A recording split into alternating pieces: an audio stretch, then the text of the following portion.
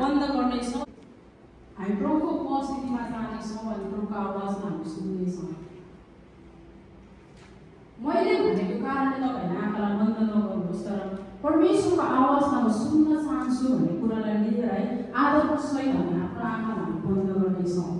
किनभने मर्को 16:15ले भन्दछ, येशूले भन्नुभयो, सारा संसारमा गएर सबै सृष्टिलाई सुसमाचार सुनाऊ, जसले विश्वास गर्छ र बप्तिस्मा लिन्छ त्यसले मुक्ति पाउनेछ भनेर बाइबलले भन्दछ। बाइबलले भन्दछ फसल त प्रशस्त छ तर खेतालाहरू थोरै छन्, यसकारण फसलका प्रभुलाई प्रार्थना गर भनेर बाइबलले भन्दछ।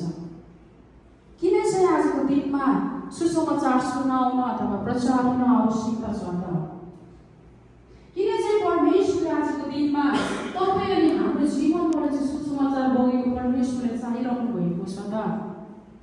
किन चाहिँ आजको दिनमा परमेश्वरले आज हामीद्वारा चाहिँ सुसमाचार उहाँको वचनलाई प्रचार गर्नु चाहिरहनु भएको छ त? किनभने सुसमाचारले जीवनको ढोकालाई खोल्दछ। सुसमाचारले जीवनको ढोकालाई खोल्दछ। किनभने सुसमाचारले मानिसमा आशा ल्याउँदछ।